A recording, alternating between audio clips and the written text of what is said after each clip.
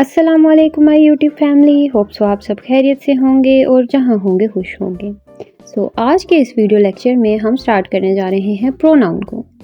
लेकिन video start करने से पहले एक रिक्वेस्ट है कि अगर आप चैनल पर न्यू हैं तो काइंडली सब्सक्राइब कर दें और बेल के आइकन को दबा दें ताकि न्यू आने वाली वीडियो का नोटिफिकेशन आप तक वक्त से पहुँचता रहे। इसके अलावा हम नाउन की वीडियो ऑलरेडी चैनल पर अपलोड कर चुके हैं। आप इसका लिंक जो है वो डिस्क्रिप्शन से भी ले सकते हैं, मैं डिस्क्रिप्शन में लिंक अटैच कर दूंगी। चलते हैं वीडियो की तरफ। सबसे पहले हम इसे एग्जाम्पल के थ्रू समझने की कोशिश करेंगे। ऐसा क्या ही होगा अगर हम नाउन्स को रिपीट करें, क्योंकि नाउन को हम समझ चुके हैं कि जब भी किसी जगह, चीज़, जानवर, शख्स, आइडिया या क्वालिटी को हम कोई नाम देते हैं तो वो जो वर्ड हम नाम देने के लिए इस्तेमाल करते हैं वो हमारा नाउन होता है। तो चलिए देखते हैं। अगर हमसे कोई पूछे कि tell me about yourself, तो क्या हम उसे ऐसे जवाब देंगे, I am Ali, Ali is intelligent, Ali like working, Ali wants a good income? क्या हम ऐसे जवाब देंगे? अगर इस पर गौर किया जाए तो सबसे पहले ये चीज़ आती है कि हमें जो हमने सेंटेंस बनाया है, अब हमें ये नहीं समझ आ रही कि वो लड़का अपने बारे में बात कर रहा है, यानी अली अपने बारे में बता रहा है, या अली किसी और के बारे में बात कर रहा है। दूसरी चीज़ ये है कि वो बार बार अपना नाम क्यों रिपीट कर रहा है। इससे एक ऑड सी सेंस फील होती है। इसी चीज़ को, ये जो रिपीटिशन है, इसको ख़त्म करने के लिए हमारे पास जो सिंपल सोल्यूशन है वो है प्रोनाउन। अब हम इस प्रोनाउन को समझ लेते हैं। अगर प्रोनाउन को देखा जाए तो ये एक कंपाउंड वर्ड है, यानी दो वर्ड से मिल के बना हुआ है। एक तो हमारे पास नाउन है जिसको हम ऑलरेडी समझ चुके हैं, और दूसरा वर्ड हमारे पास यहाँ पर आता है प्रो। आप स्क्रीन पर देख सकते हैं, प्रो प्लस नाउन। प्रो का मतलब होता है फोर। तो ऐसे वर्ड जो कि नाउन के लिए इस्तेमाल हों, क्योंकि फोर का मतलब होता है के लिए, तो फोर नाउन मीन जो नाउन के लिए इस्तेमाल होते हैं। तो प्रोनाउन क्या है? ऐसे अल्फाज जो नाउन की जगह पे इस्तेमाल हों या नाउन के लिए इस्तेमाल हों एक सेंटेंस में, तो वो प्रोनाउन होते हैं। इसके अलावा अगर देखा जाए तो ये रिपीटिशन जो हमें पिछले सेंटेंस में आ रही थी कि अली लड़का है, ठीक है, उसको जो है वो इनकम जो है वो ज़्यादा चाहिए, अली को इनकम ज़्यादा चाहिए, अली को काम करना अच्छा लगता है, अली जो है वो ज़हीन है। तो बार बार ये जो रिपीटिशन हमारे पास आ रही थी, इसको अवॉइड करने के लिए भी हमारे पास प्रोनाउन होता है। अब आगे हम इसी एग्जांपल को लेके चलते हैं। अब अगर हम सेंटेंस बनाएंगे तो हम लिखेंगे Ali is a boy, he goes to school, या ही इज़ इंटेलिजेंट। इसके अलावा he likes to work hard. ठीक है, इस तरह की चीज़ें अगर देखा जाए तो अब हम अली की जगह जो वर्ड रिप्लेस कर रहा है अली को, वो यहाँ पर क्या है? ही।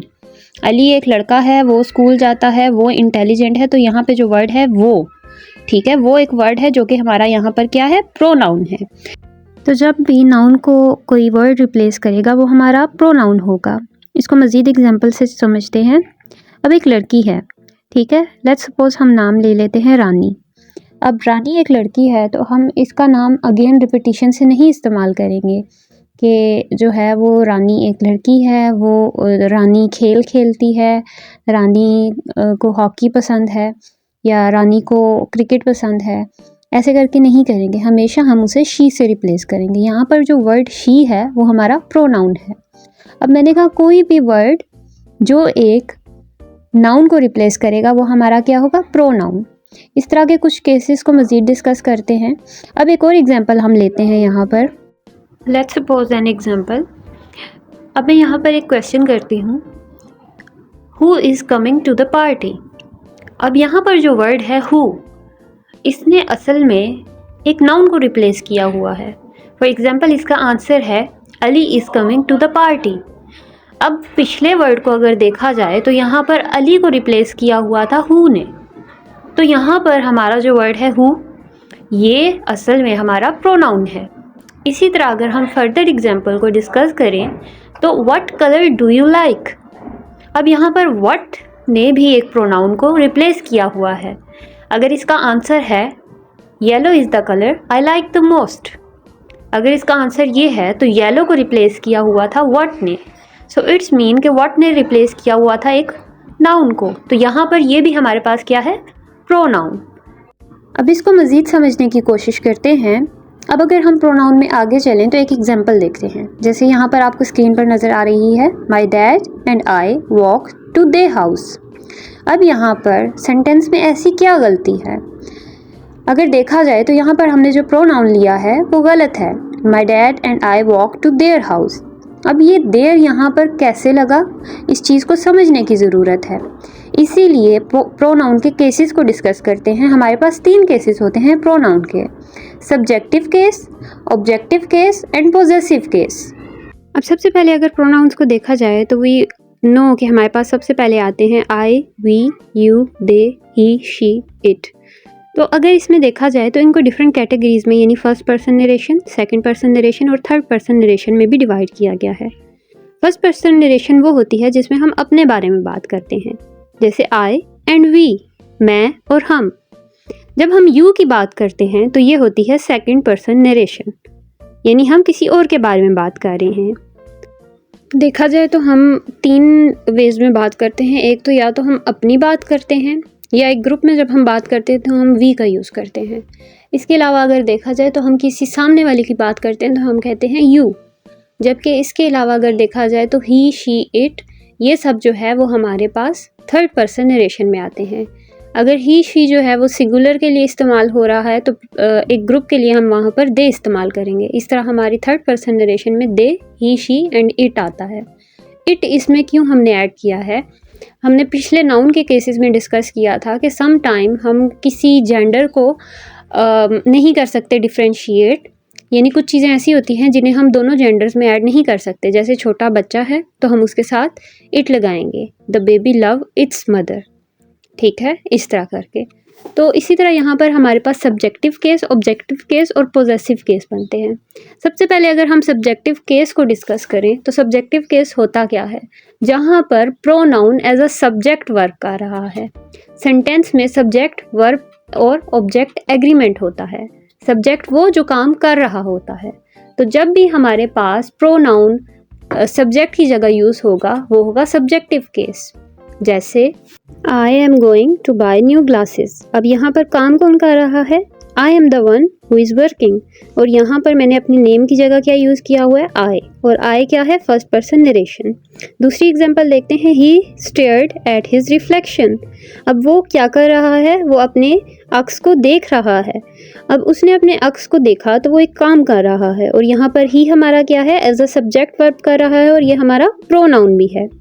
इसी तरह ऑब्जेक्टिव केस में ऐसा होता है कि प्रोनाउन जो हैं वो एज एन ऑब्जेक्ट यूज़ हो रहे होते हैं, यानी ऑब्जेक्ट की जगह यूज़ हो रहे होते हैं। इसमें प्रोनाउन अपनी जो असल नाम है उसको थोड़ा चेंज कर लेते हैं।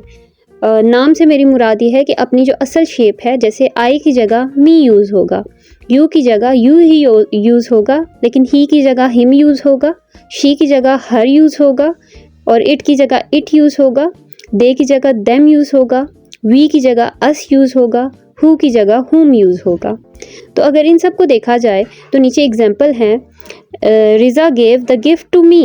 अब यहाँ पर मी जो है एज अ प्रोनाउन यूज़ हुआ है, और ये कहाँ है, ऑब्जेक्टिव केस है। क्यों, क्योंकि ये मी जो है ऑब्जेक्ट की जगह यूज़ हुआ है।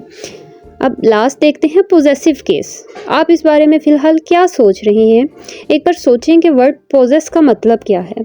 हम जानते हैं कि पोजेस का मतलब होता है कि अपनी प्रॉपर्टी को शो करना, अपनी मलकियत को शो करना, किसी चीज़ का अपना कहना कि ये चीज़ हमारी है।